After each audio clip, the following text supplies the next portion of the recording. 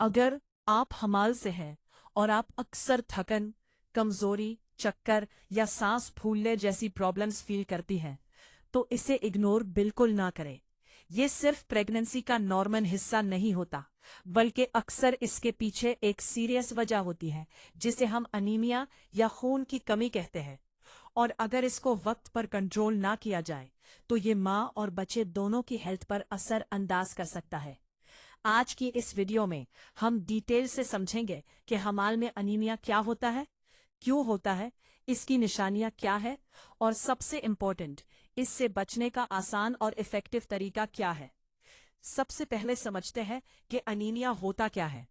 Anaemia असल में एक ऐसी कंडीशन है जिसमें आपके खून के अंदर रेड ब्लड सेल्स या हेमोग्लोबिन की मिकदार कम हो जाती है।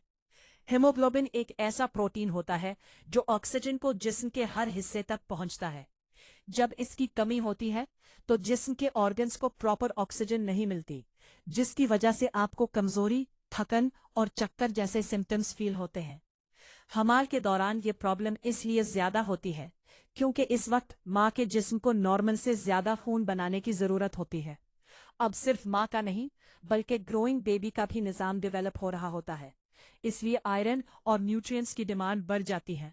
अगर डाइट ठीक ना हो या सप्लीमेंट्स मिस हो जाएं, तो अनीमिया डेवलप हो सकता है। अब बात करते हैं अनीमिया की कॉमन वजहात की। सबसे पहली और इम्पॉर्टेंट वजह आयरन की कमी है। जब आप अपनी डाइट में आयरन वाली चीजें कम लेते हैं, तो बॉडी को हेमोग्लोबिन बनाने के लिए रिक्वायर्ड मटेरियल नहीं मिलता। इसके अलावा अगर आपको बार बार वॉमिटिंग या नौजिया हो रहा हो, तो भी न्यूट्रिएंट्स अब्सॉर्ब नहीं हो पाते। दो प्रेगनेंसीज के दरमियान अगर गैप कम हो, तो बॉडी को रिकवर करने का टाइम नहीं मिलता और अनीमिया का रिस्क बढ़ जाता है। फॉलिक एसिड की कमी भी एक इम्पॉर्टेंट फैक्टर है, और अगर किसी औरत को पहले से अनीमिया हो, तो प्रेगनेंसी में ये प्रॉब्लम और ज्यादा सीवियर हो सकती है।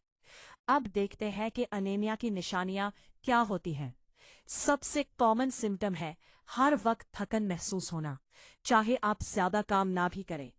इसके अलावा चक्कर आना, सांस फूलना और दिल की धड़कन तेज होना भी कॉमन साइंस हैं। कुछ लोगों का चेहरा, होठ या आंखों के नीचे का हिस्सा ज्यादा पीला या पेल लगता है।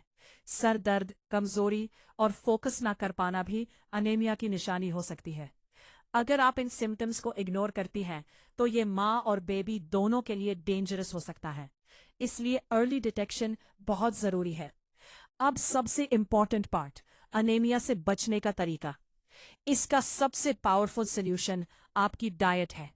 अगर आप अपनी ग़िज़ा ठीक कर लें, तो बहुत हद तक इस प्रॉब्लम को कंट्रोल किया जा सकता है। आयरन रिच फूड्स में सबसे पहले पालक, केलीजी, गोश्त, अंडा, मसूर दाल, चना और बीन्स आते हैं। ये फूड्स आपके जिस्म को हेमोग्लोबिन बनाने में मदद देते हैं। लेकिन सिर्फ आयरन लेना काफी नहीं होता। इसको अब्जॉर्ब करने के लिए विटामिन सी भी जरूरी होता है। इसलिए अपनी डाइट में नींबू, किनु, अमरूद और स्ट्रॉबेरी जैसी चीजें भी शामिल करें। जब आप आयरन और विटामिन सी को साथ लेते हैं, तो बॉडी आयरन को ज्यादा बेहतर तरीके से अब्जॉर्ब करती है। डॉक्टर्स अक्सर प्रेगनेंसी में फॉलिक एसिड और आयरन सप्लीमेंट्स प्रिस्क्राइब करते हैं। ये सप्लीमेंट्स बेबी की डेवलपमेंट और माँ की हेल्थ दोनों के लिए इम्पॉर्टेंट होते हैं। फॉलिक एसिड बेबी के ब्रेन और स्पाइनल कॉर्ड की डेवलपमेंट में मदद करता है, जबकि आयरन एनीमिया से बचाता है। लेकिन ये याद रखें कि कोई भी सप्लीमेंट अपनी मर्जी से स्टार्ट ना करें, हमेशा डॉक्टर की एडवाइस लेना जरूरी है। कुछ लाइफस्टाइल हैबिट्स भी एनीमिया को कंट्रोल करने में मदद करती हैं। सबसे पहली बात यह कि अपना खाना स्किप ना करें। रेगुलर और बैलेंस्ड डाइट लें। खाना खाने के फौरन बाद चाय या कॉफी अवॉइड करें, क्योंकि ये आयरन की अब्जॉर्प्शन को कम कर देते हैं। पानी ज्यादा पिएं ताकि बॉडी हाइड्रेटेड रहे। हल्का फुल्का वॉक या एक्सरसाइज डॉक्टर की परमिशन से करें। और सबसे इम्पोर्टेंट, रेगुलर प्रेगनेंसी चेकअप्स जरूर करवाएं, ताकि आपके हीमोग्लोबिन लेवल को मॉनिटर किया जा सके। अब बात करते हैं कब डॉक्टर से फौरन रब्ता करना चाहिए। अगर आपको बहुत ज्यादा कमजोरी, बेहोशी जैसा फील, सांस का एक्सट्रीम लेवल पर फूलना या बेबी मूवमेंट्स कम महसूस हो, तो डिले ना करें और फौरन मेडिकल हेल्प लें। ये साइंस सीरियस हो सकते हैं।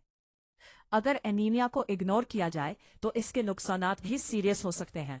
इससे प्रीमेच्योर डिलीवरी का रिस्क बढ़ जाता है, बेबी का वेट कम हो सकता है और डिलीवरी के वक्त कॉम्प्लिकेशंस हो सकती हैं। माँ को सिवियर वीकनेस और रिकवरी में भी मुश्किल हो सकती है।